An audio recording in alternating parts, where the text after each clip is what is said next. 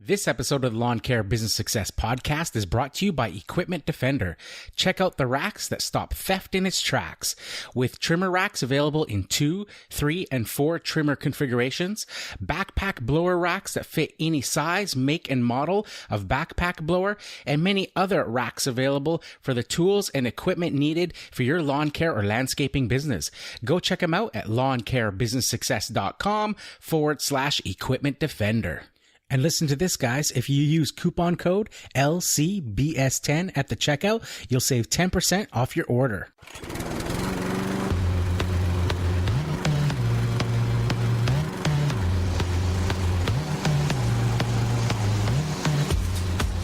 You're listening to the Lawn Care Business Success Podcast, the weekly show sharing proven methods and systems in marketing, equipment, and customer service.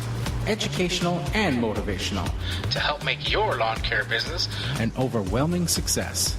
Now here's your host, Julio Tomei. Welcome, Lawn Care Nation, to another episode of the Lawn Care Business Success Podcast. I'm your host, Julio Tomei, and this is episode number 152, entitled Raising Your Prices When You Need to. Well, hello, everybody, and thanks again for joining me this week on another episode of the Lawn Care Business Success Podcast. Really appreciate you guys tuning in each and every week and downloading those episodes, as well as for the questions, the comments, the feedback that you guys have been sending through. On that note, just a quick reminder for you guys to, if you haven't already, if you haven't had a chance to leave a podcast review on iTunes for me, that would be very much appreciated. It gives that social proof for the website for those new listeners looking for or looking through podcast directories at podcasts to listen to when they come upon the Lawn Care Business Success Podcast. If they see that past listeners have left reviews and what they're saying, they know that the show really does have value to offer and that it's worth downloading and giving a listen to. So, of course, I really do appreciate those of you who have left podcast reviews in the past. And if you would like to do so, if you do find value in the show and you want to, help get the word out, there's a few things you can do. Number one, obviously, is leaving a review on iTunes. You can head on over to lawncarebusinesssuccess.com/reviews. There you'll see the aggregated worldwide reviews of what everybody else has had to say about the show. And there's a link there that goes to iTunes that you can leave a review. Also, Apple has made it a lot easier if you're using an iPhone and the native podcast app to leave reviews. You can now do it right directly from the podcast app, which makes it super simple. And reviews on other sites as well, like Google Play, would be very helpful. So this week's episode, I wanted to talk about raising your prices when you need to. Now, this is referring to, if you are starting out and you underbid your particular lawn that you're doing, a job that you're doing that, particularly in lawn care where you will be doing that lawn for the season, that the sooner you rebid that lawn, if you find that you're not making any money, cutting that lawn, that, to be able to, approach the client, communicate to the client that you need to, rebid that lawn. So I'm just going to play the podcast announcements, and then we'll get into the episode in its entirety right after this. So stay tuned. Hey guys, if you have any questions or comments about the show, I'd love to hear from you. You can head on over to lawncarebusinesssuccess.com/contact. And while you're there, why not join my mailing list and get access to a free PDF document of a landscape maintenance contract you can feel free to copy and use in your own business. For you Instagram users out there, be sure to follow me at Lawn Care Business Success. And if you haven't checked out my videos yet, well, what are you waiting for? Be sure to subscribe to the Lawn Care Business Success YouTube channel. Now, I know you guys love listening to audio while you work as much as I do, so I've partnered up with Audible to offer you guys a free 30-day trial and 2 free audiobooks of your choice. There's no long-term commitments, and you can cancel anytime. And get this, even if you cancel during your free trial period, you still get to keep the 2 free audiobooks. It's a great way to try the service and to see if Audible is right for you. So why not give it a try? Head on over to lawncarebusinesssuccess.com/audible. Now back to the show. Okay, so as I mentioned before the podcast announcements there, a little bit there about raising your prices when you need to.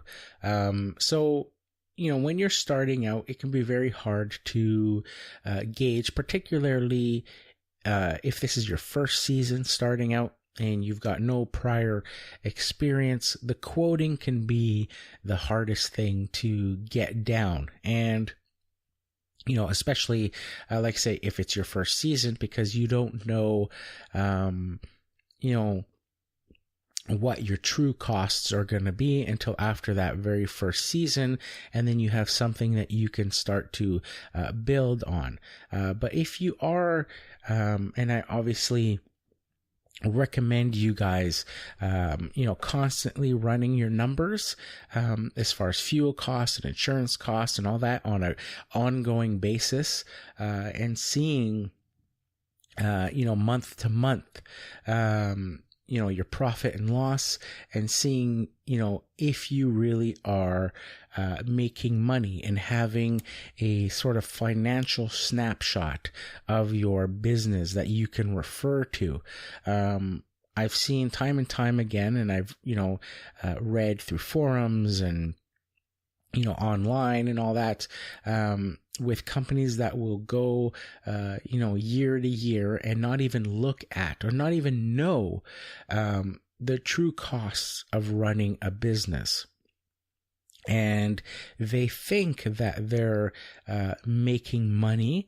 But at the end of it all, they could have been working at a fast food restaurant for, the equivalent amount of take-home pay, without all of the,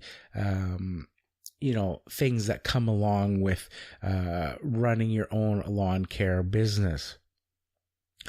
So this, topic came to mind this past week. I've talked about how, in past episodes, how crazy busy it is right now in spring. And this has to be easily the absolute busiest spring for me to date in my lawn care career. In 13 seasons, this is the busiest spring season I have ever had. And, a lot of that I would contribute to having, my website, and having the Google Places, and having, the proper SEO where everything is just, firing on all cylinders as far as that goes, and just the sort of coming of age, as more and more consumers are always looking and searching the internet now for services, versus the old school style of, back in the day of looking through maybe flyers or looking at newspaper ads and those sorts of things. I think it's only going to compound year after year now, with more and more clients obviously using things like their smartphone predominantly to search out services for things that they may need. And having a website, having things like Google Places, all works in your favor for that. And if you're a company that has that stuff in place versus maybe the 10 or 20 competitors in your area that don't have a website, that don't have any sort of online presence, you're absolutely going to smoke them in terms of the amount of calls you get from that. And I'm seeing it firsthand year after year with my own business as it just gets busier and busier and busier, not only from the branding and brand recognition in my area, but also just, like I said, the majority of those calls coming in through the website now. So, one of these, I've talked about how busy it's been, and an interesting thing is a lot of calls have been coming in week after week, and in a lot of cases, the customers have been referring to another company in the area and saying that they're either not happy with their service provider, that the person's unreliable and they're looking for someone new, or in some cases they're saying that that particular service provider has told them that they're having staffing issues and can no longer look after their lawn. And when the customer asks, well, do you know somebody else that thing, that company's always referring them to me or to my company. So, I went to quite a few of these lawns that have this link to this other company being the previous service provider. And I found an interesting sort of trend. And that is, number one, that yes, in fact, these lawns have all been neglected. They were all, pretty tall grass for the first mow that would be required. The company had, renewed with these clients and had started off the season with these clients, but then started to drop off in their visits. In one case, the client told me it was about 3 weeks since the last time that company had showed up. So they were all pretty tall mows. The other thing I noticed from, all of these estimates that I have done for this, that have the link to this other company, is that they were all challenging lawns. Not one of the lawns that I quoted that were previously serviced by this other company were, a nice, flat lawn, easy access, just a nice, quick, easy job. They were all just more challenging jobs. The third thing that I noticed was that every single one of these lawns was severely underbid. I'm not talking $2, $3, $5. I'm talking $10, $20 below what they should be for that particular lawn.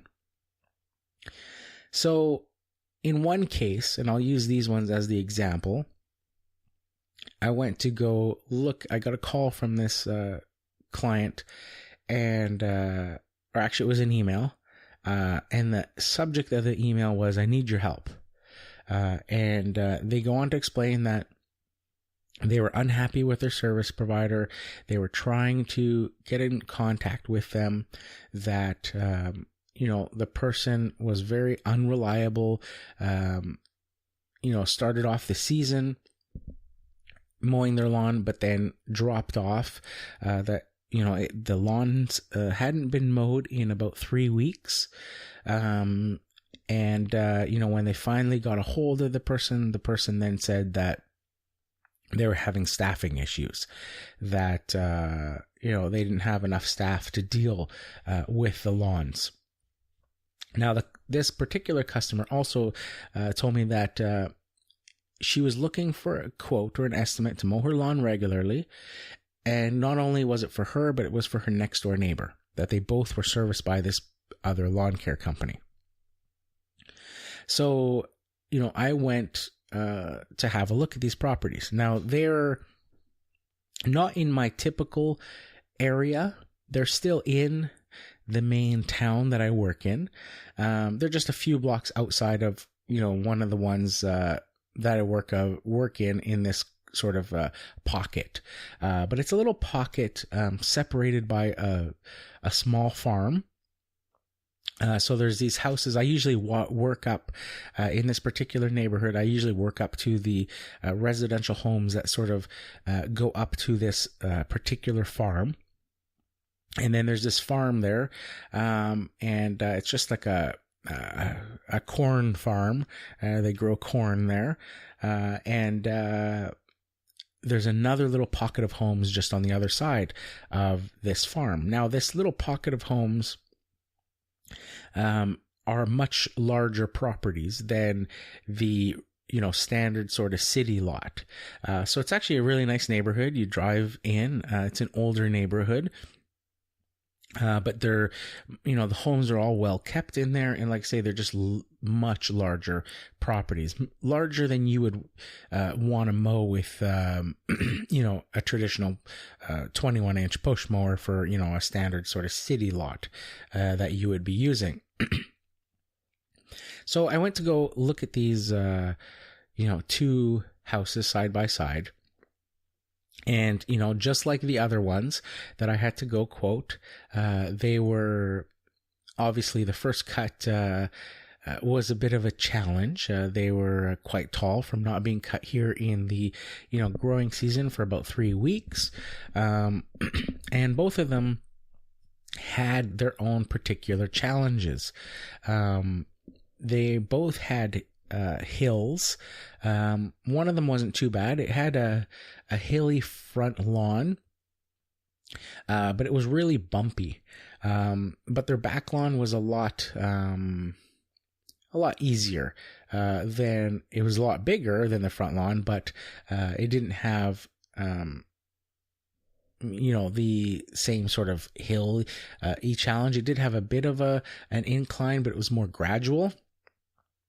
The second neighbor's house had a much more challenging front lawn with sort of a hill as well, a tree that was kind of in the way, and their back lawn had a couple of big hills. They had a swimming pool. The lawn kind of wrapped around the swimming pool, but it was on a big hill or slope. The pool was cut into the slope with sort of a big retaining wall, and the lawn kind of wrapped up and around the swimming pool. So there was a big slope going up to the top of the lawn that sort of, went along the top side of the lawn and then, wrapped back down on the other end. Incidentally, I actually, if you're interested in seeing these two, I did a video this past weekend that you guys can check out, and I just called it, I think it's titled Mowing Two New Clients Side by Side. So if you head on to my YouTube channel, you can check out that video and see these two lawns, in detail, and you can see what I'm sort of talking about here. I will say, though, on the video, the slopes or hills that surround this pool aren't as bad looking on the video, and I think that's because I was using a GoPro type camera with the 170 degree lens on it. It kind of flattens out the way it looks, but the hills are pretty decent sized, enough that I'm still actually a bit concerned about them once the rain season starts again and they become slick. To be going up and down these hills.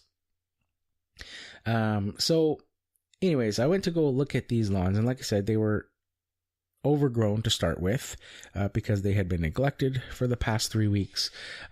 They were challenging properties, just like all of the other ones that I have gotten that have any sort of link to this other company. And the customer mentioned what they were paying, including tax, for each of these properties.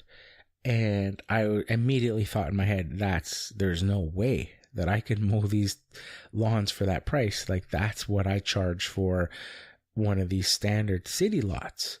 That's like flat and easy and, just a straightforward cut. These things are much larger, probably 3 or 4 times the size of a standard city lot as far as the amount of grass to be cut. And, they've got these hills and rough sort of bumpy conditions and stuff.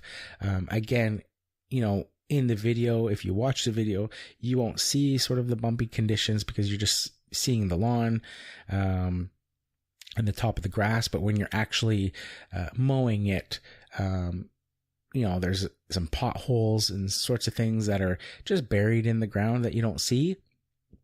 And in one particular case, I think I mentioned on the video, I'm using the turf tracer on them. I've got it set quite high on the 5th hole, on the adjustment hole for the deck. And in one case with the front lawn, now I'm traditionally mowing my other properties right now on the turf tracer on the 3rd hole. So this is 2 spots higher. And in one case, with the one front lawn, because it's so lumpy, there's some areas where it's scalping at the 5th hole. But then in other spots, there's so many dips that it doesn't look like it even gets cut in spots, right? And I, talked to the customer about this, and they completely understood, and they just said that there's a lot of underground springs, and that, they've tried over the years of leveling out the lawn and flattening it out, and, it only takes a few more years and then everything starts sinking and stuff again. And that they just mentioned that there's a whole bunch of, underground springs under their property. They've been there for 30 years. And, it's always been the case. Every time they bring in truckloads of soil and they get it all flattened out, a few years later, it's all back to lumpy and bumpy and dips and valleys and that sort of stuff. So, with that aside, like I say, they're just, more challenging lawn. So I was looking at it and thinking about the price that this person quoted, and I was like, there's just no way. And I told the customer right away, I said, well, there's no way that I can mow the lawns for that price. I said, there's just no money to be made at that price. And I actually gave them a quote for each of the houses at $20 more for each house than what the previous guy was charging.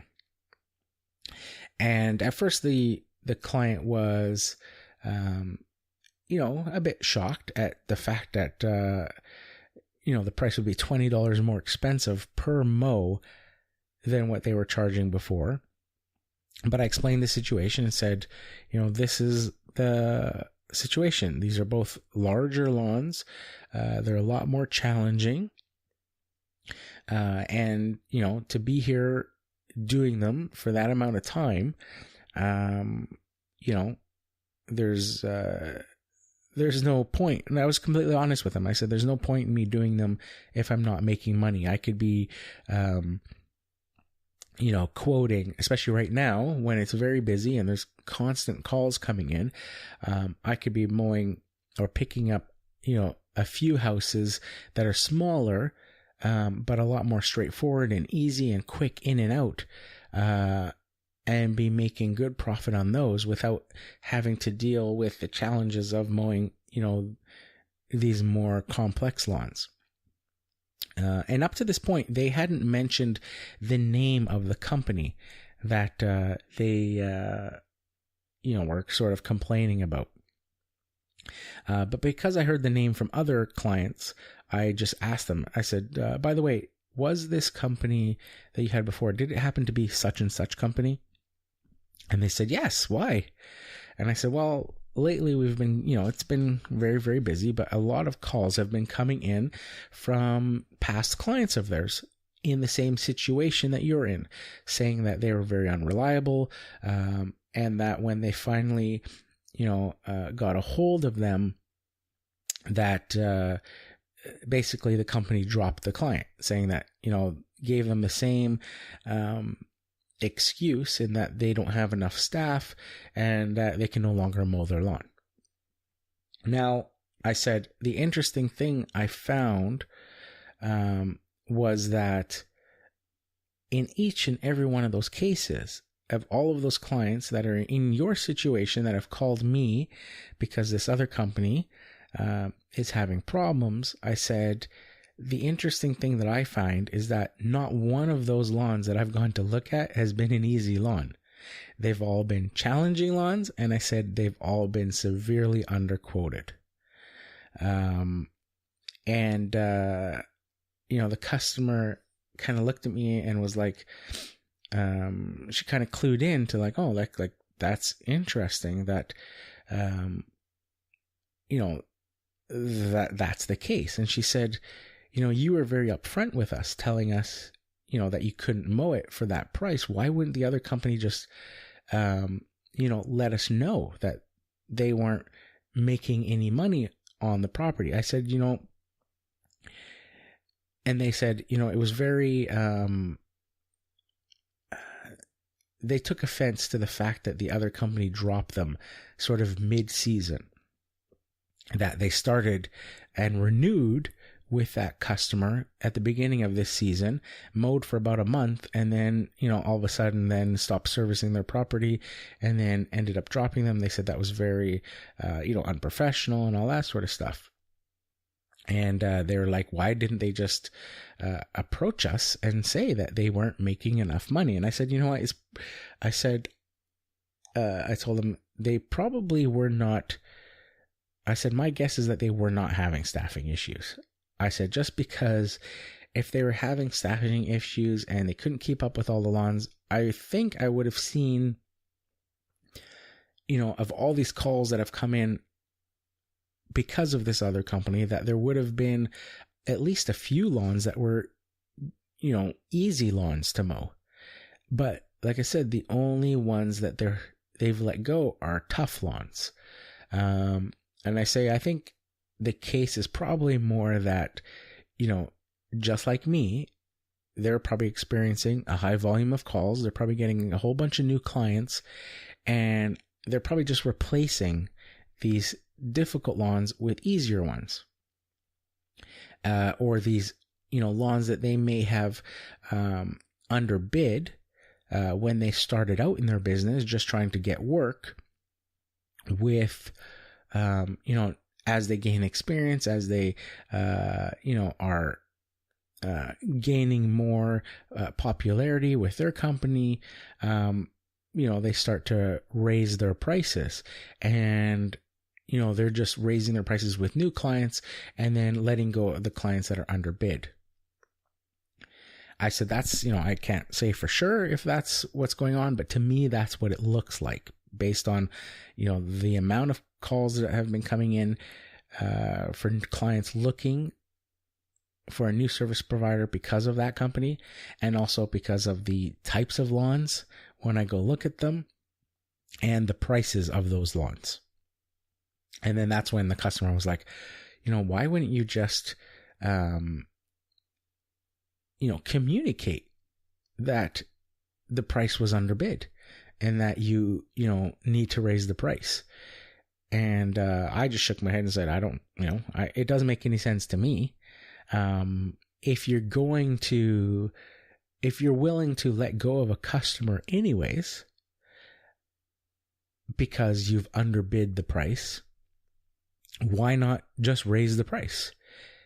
And if the customer accepts the price, well, you've kept that client. You've got this, extra client now. You're making more money now for that job. If the client decides that, your new price is too expensive and they want to shop around, well, you were going to let go of that client anyways. So, I think communication, I think this was, a poignant for the customer to say this to me, that, why wouldn't this other company just, communicate to them that the lawn was underbid?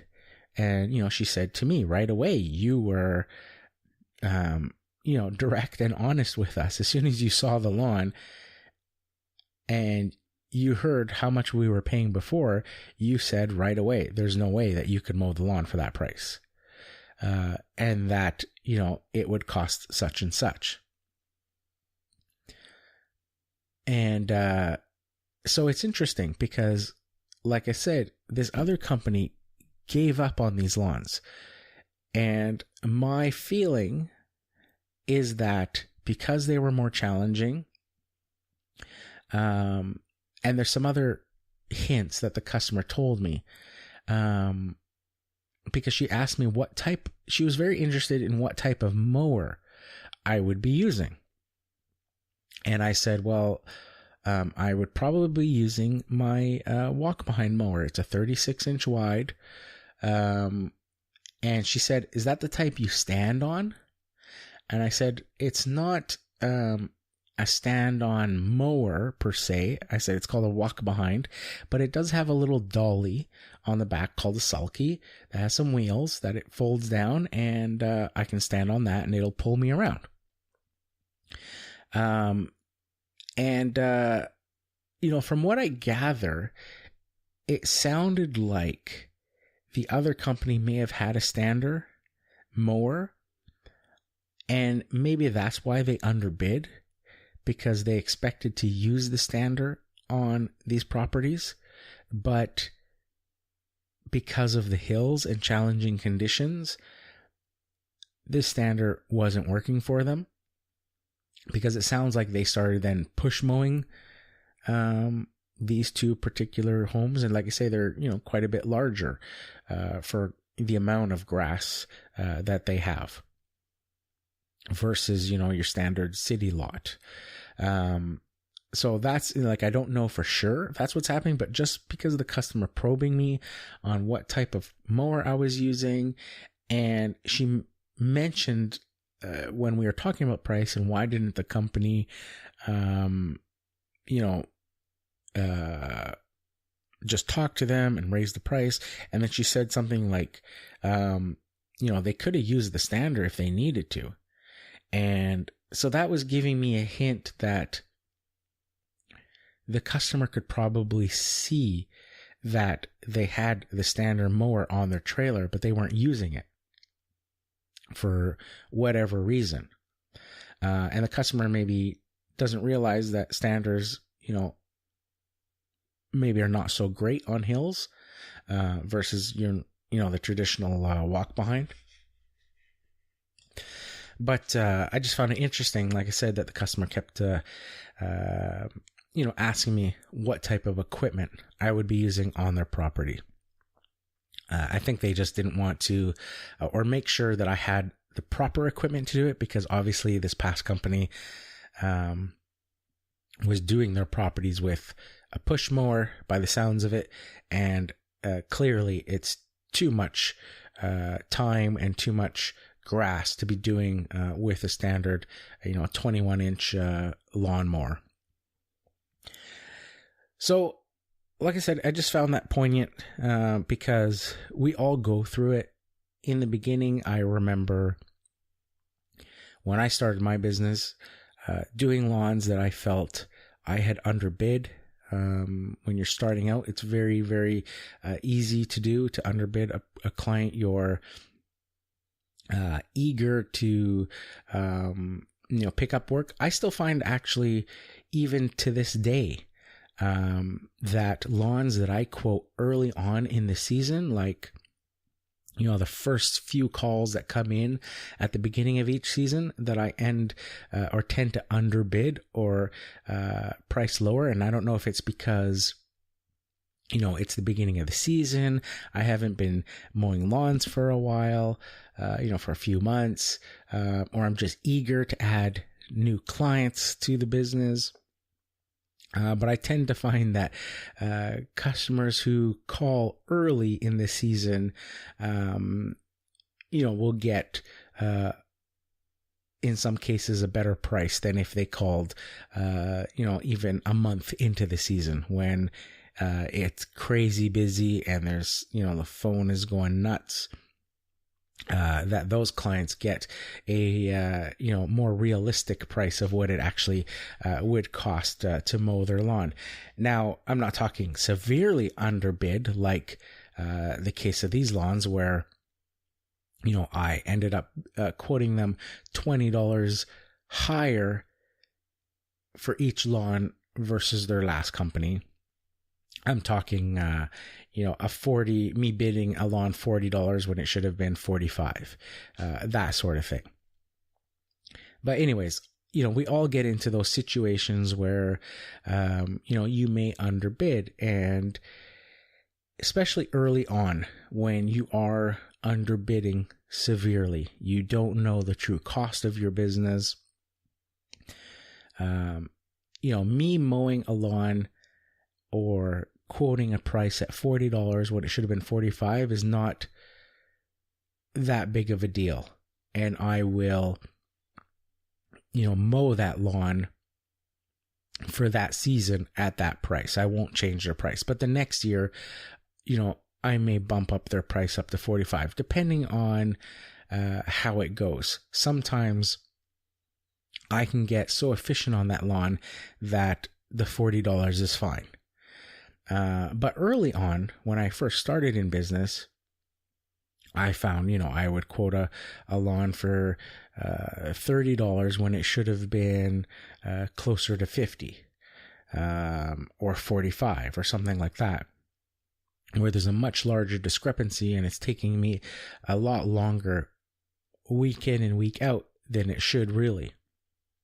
And in those cases, if you continue on throughout the whole season, you are essentially, working for free or leaving money on the table or making no profit on those jobs, breaking even.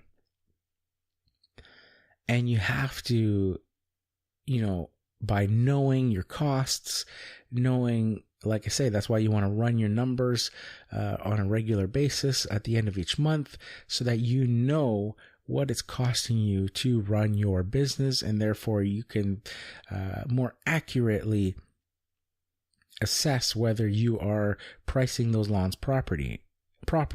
And if you find that, you're underbid, then, if you're going to lose money on a job, you don't want to continue on the rest of the season without addressing that. You want to be able to, approach the customer right away and correct that if necessary. If the customer, decides they don't want to continue on, that may seem like it's a step in the wrong direction, that you're losing a client. But if you're not making money, that's the whole point of you being in business, is to make money, is to make a profit. So just know that if you are going to, reassess your prices and correct an underbid, you have to be willing to lose that property, first of all, if the customer says no. But that's not a bad thing, depending on the severity of that pricing. If I'm looking at a lawn that I may be underbid by $5, I'll look at that and go, is it worth it for me to raise the price by, $5 and possibly lose this customer?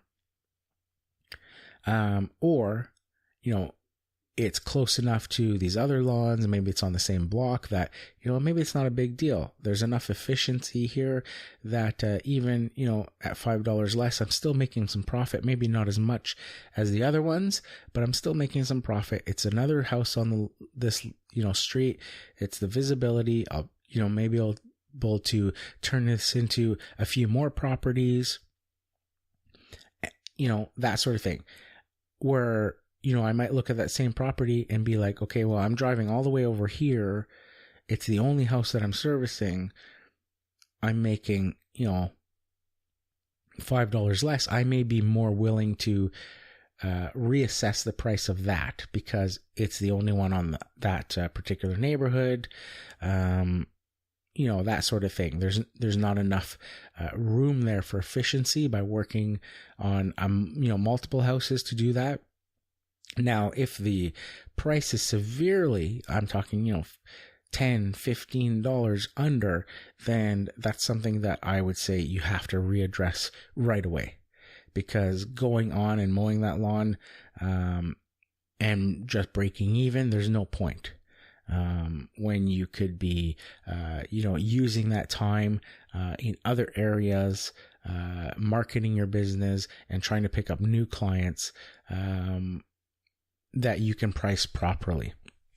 Now, through it all, communication is the key. And this client and this interaction with this client, saying that, why wouldn't the other company just tell us that they needed to raise the price? For her to say to me that you were very upfront and right away could see that, the lawns were not profitable at the price we were paying, why wouldn't the other company just raise the price instead of, letting us go? Because obviously these customers now are happy and they're willing to pay, a $20 higher price difference now with me than they were with the older guy for the exact same service. The only difference now is that they're getting the reliability that I'll be there every single week. So, that this past few weeks, just having these interactions with these clients and having these calls coming in, and having a good number of these calls coming in, all past clients of this other business, all with lawns that were, on the more challenging side, depending, the severity of the challenging. Could be things from parking, could be things from, where they are in the neighborhood, to, hills or, stuff like that, or access to lawns, things like that. But in all cases, they're just all severely underpriced. And even a challenging lawn can be a profitable lawn if it's priced properly. So there's always money to be made on each of these properties if you price them properly. And I just thought, like I said, found it important to note that, these lawns were challenging. The customers recognized that they have challenging properties. And, when I honestly told them, here's what it would cost me and why, they understood. They knew that they had challenging properties, and they accepted my quote, for a much, higher price per mow versus their past service provider. And if going back to that video, if you watch the video that I did of these two properties, and I talk about at the very end that, I'm still figuring out these properties, figuring out, what's the best way to mow them, what's the best way to trim them, what order should I do them in, because of the experience that I have over the past 13 years of mowing lawns. I know that the first few mows always take me longer than they do once I get into the groove of those properties. Whether it's a single property or a string of 4 or 5 properties on a street, you get into a rhythm, and I can start to, bring the amount of time it takes me to mow those lawns significantly, down. I can mow them for a lot quicker than I would, the first couple times that I do them. But it's just about learning those things which, may be challenging in those areas. What's the best way to mow this area? Should I mow this section first? Should I, trim both properties first? Should I, there's all sorts of different, little things that you find over the years. And being side by side, there's certain ways that you can work in a certain order to get those done a lot quicker.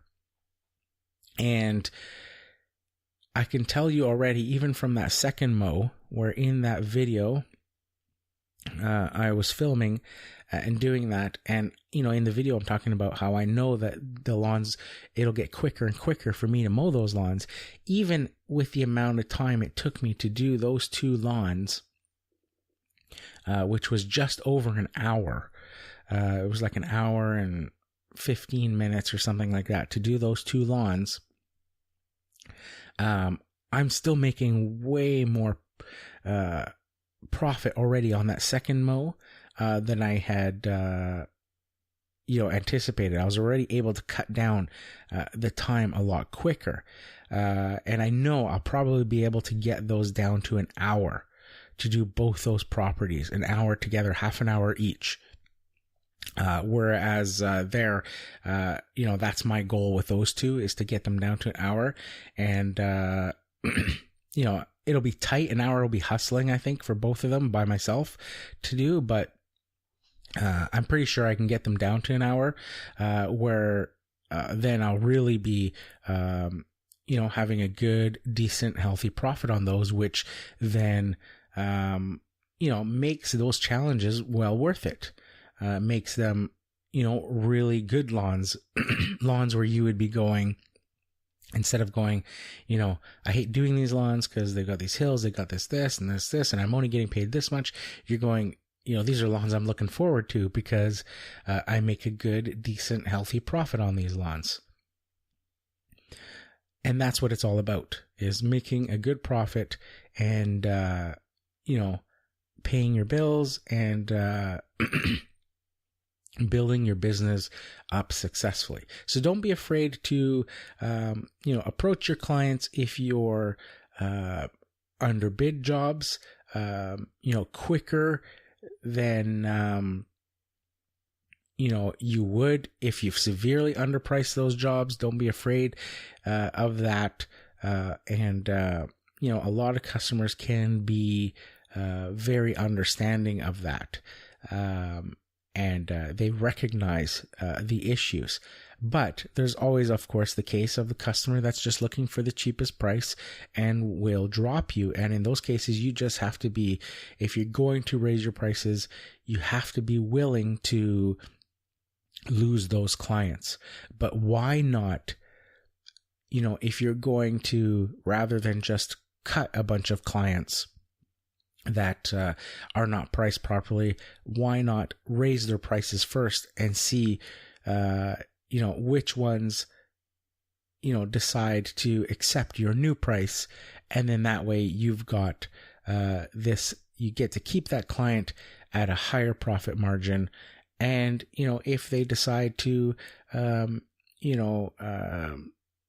not accept your new price and they decide to cancel service, well, so be it. You were going to drop them anyways. So I just thought it was an interesting story, interesting interaction with me this past few weeks with these clients, and the fact of this other company. And I just wanted to share that with you guys, thinking back to the early days when I was underpricing jobs, not on purpose, a lot of times just by inexperience, and trying to figure my way out of those. Rather than dropping them, I just always found it, better to just raise their prices first. Talk to them, let them know, communicate with them that, hey, I'm going to have to raise your prices. These are the reasons why. And if they decide not to go with you, well, hey, you know that was a possibility, but you weren't making enough profit on those jobs anyways. So that's it for this one, guys. Here's to wishing you guys all overwhelming success and freedom in your lawn care business.